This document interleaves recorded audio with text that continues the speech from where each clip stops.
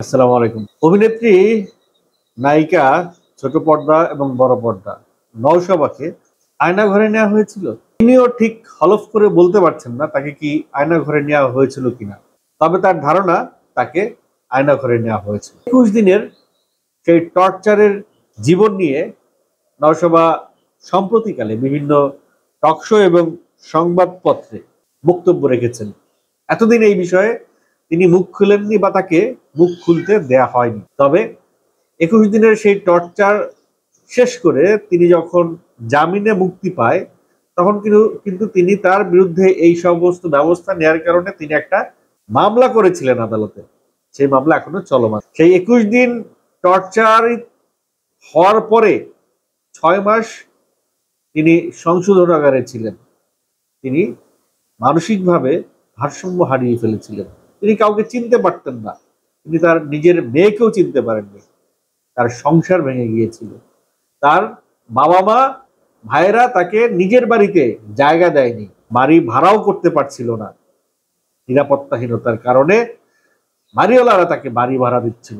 বন্ধুর নামে বাড়ি ভাড়া করে বোরকা পরে সেই বাড়িতে তাকে থাকতে হয়েছে, ঢুকতে হয়েছে। নওশাবা এরকম অনেক বিবৃতি দিয়েছেন পত্রিকায়। তার কিছু অংশ চলেন আপনাদেরকে পড়ে শোনাই। সমকাল পত্রিকায় নওশাবার একটা সাক্ষাৎকার। জনপ্রিয় অভিনেত্রী কাজী নওশাবা আহমেদ ২০১৮ সালে নিরাপদ সড়কের দাবিতে আন্দোলনে সোশ্যাল মিডিয়ার সরকার বিরোধী এক পোস্ট করার দায়ে গ্রেফতার হন। তার সঙ্গে ঘটে যাওয়া ঘটনাগুলো বেশ আলোচিত হয়। কিভাবে উঠতি এক তারকার ক্যারিয়ারে ভাটা পড়ে তা অন্তত সবাই নিজ চোখে দেখেছেন। কিন্তু নওশাবার ব্যক্তি জীবন, সামাজিক জীবন, এমনকি মানসিক শারীরিক অবস্থা তখন কি হয়েছিল সে কথা কেউ জানে না। কারণ এ নিয়ে পরে টু শব্দটিও করেননি অভিনেত্রী। সোমবার নিজের কাজ ও গ্রেপ্তারের দিনগুলোর কথা জানিয়েছেন নওশাবা। সময়কাল ২০১৮ সালে গ্রেপ্তার ও রিমান্ড নিয়ে কি ঘটেছিল। নওশাবা বললেন, ২০১৮ সালে নিরাপদ সড়কের দাবিতে আন্দোলনের শিক্ষার্থীর সঙ্গে আমি ছিলাম।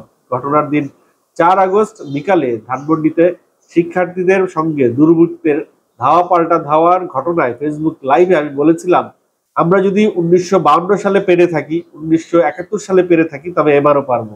আপনারা ছাত্রদের পাশে দাঁড়ান। ঘটনাস্থলে যেটা হচ্ছে আমি সেটাই বলেছিলাম। এসব কথা বলার কারণে আমি রাজাকার কিভাবে হলাম, এখানে মুক্তিযুদ্ধের চেতনাকে কোথায় আমি নিচে নামিয়েছি। তবে হ্যাঁ, লাইভে এই দুই একটা ভুল বাক্য থাকতে পারে। তাই বলে কয়েক দফা রিমান্ড আমি বুঝেই উঠতে পারিনি আমাকে রাষ্ট্রদ্রোহী, গাদ্দার বা গুজবের রানী কেন বলা হচ্ছিল।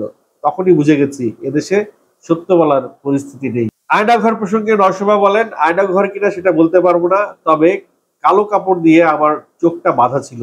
এইভাবে ২১ দিন বিভিন্ন সময় আমাকে বিভিন্ন জায়গায় নিয়ে যাওয়া হয়েছিল। পরিবার সহ আমার অনেক আত্মীয় আছেন যারা বিদেশে থাকেন, তারা আমাকে সেখানে যেতে বলেছিলেন, কিন্তু আমার জিদ ছিল আমি দেশ ছাড়বো না। আমি জানতাম এমন দিন আসবে আমি বলতে পারবো আমি দোষ ছিল না, আমি তো চোর, রাষ্ট্রদ্রোহী বা রাজাকার নই। আমি বাংলাদেশি, আমার কোনো রাজনৈতিক পরিচয় নেই, আমি নিতান্তই একজন শিল্পী। সেই দিনটি চলে এসেছে। জেল জীবন কাটিয়ে অভিনয়ে ফেরার চ্যালেঞ্জ। আমি আমার দুঃখটাকে বিক্রি করতে চাইনি। সেই সময় আমার কোনো কাজ ছিল না, কেউ কাজেও নিত না। এটা আমার ভীষণ কষ্টের অভিজ্ঞতা। আমি একাই লড়াই করে গেছি, কারো করুণা চাইনি। আমার মেধা থাকলে কাজ পাবো, না থাকলে পাবো না।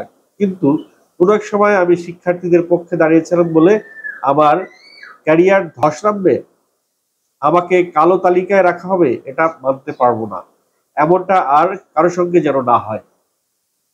নতুন সরকারের কাছে কি চান নওশাবা? এ প্রসঙ্গে নওশাবা বলেন, দেশটা এখন অনেক চড়াই উতরাইয়ের মধ্য দিয়ে যাচ্ছে। বিচার বিভাগ, প্রশাসন, নির্বাচন কমিশন সহ সংস্কারের ব্যবস্থা করতে হবে। এছাড়া আমাদের মৌলিক অধিকার নিশ্চিত করতে হবে। সবকিছু যেন মধ্যবিত্তের সাধ্যের মধ্যে থাকে। অভিনেত্রী হিসেবে জনগণের করণীয় সম্পর্কে কিছু বলতে চান নওশাবা? বলছেন, শিক্ষার্থীরা কিন্তু আমাদের চোখ খুলে দিয়েছে। তারা আমাদের রাস্তায় লাইন ধরে চলতে শিখিয়েছে, ক্ষমতার দাম্ভিকতা থেকে বেরিয়ে আসতে শিখিয়েছে। আপনি জানেন আমি কে?